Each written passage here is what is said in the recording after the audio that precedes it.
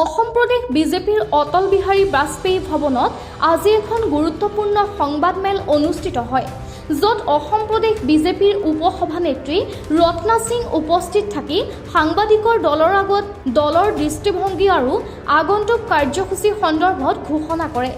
ৰত্না সিঙে সংবাদমেলত জনায় যে বিজেপিয়ে অসমত উন্নয়ন, সামাজিক সুৰক্ষা আৰু ৰাজ্যৰ লোকৰ কল্যাণৰ কেন্দ্ৰ কৰি কাম কৰি আছে।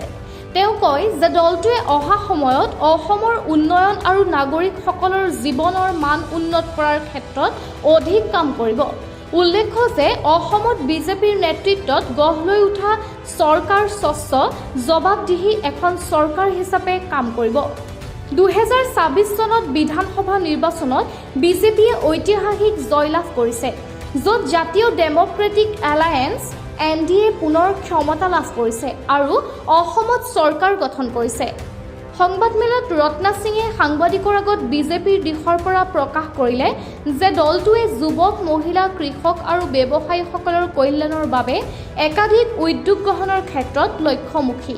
তেওঁ আকৌ কয় যে লোকসকলৰ মতামত সংগ্ৰহ কৰি সাৰ্বজনীন উন্নয়ন আৰু লোকপ্ৰিয় নীতি আগবঢ়াই অসমক শক্তিশালী ৰাজ্য হিচাপে গঢ়ি তুলিবলৈ বিজেপি সদায় যত্নপৰ। এই সংবাদমেলত আশা প্ৰকাশ কৰা হয় যে বিজেপিয়ে আগন্তুক দিনত অসমত উন্নয়নমূলক কাম-কাজ, নিবনুৱা হ্ৰাস, শিক্ষা আৰু স্বাস্থ্যসেৱা উন্নত কৰা তথা দৰিদ্ৰ দূৰীকৰণত ইতিবাচক ভূমিকা বজাই ৰাখিবলৈ যত্নপৰ হ'ব। আজি ডাইৰেক্ট বেংক ট্ৰান্সফাৰেৰে আমাৰ মহিলা আঁচনিসকল তেওঁলোকে পাই আছে। আজি আমাৰ আত্মসহায়ক গোট নিয়াৰলি আমাৰ 3 কোটি আত্মসহায়ক গোট গোটেই ভাৰতত আৰু 10 লাখ মহিলা আত্মসহায়ক গোট আমাৰ অসমত কাম কৰি আছে, নিজকে সবলীকৰণ এম্পাৱাৰ কৰি আছে। কংগ্ৰেছেতো কোনোদিনে এইবোৰ কাম কৰা নাছিলে। কংগ্ৰেছেতো কেতিয়া এইবোৰ দেখুৱাই নাই, ৰাস্তা কৰাই নাই। আমিতো নিজে দেখিছো, কোনোদিনে কৰা নাই। News desk report, news 7 Assam daily.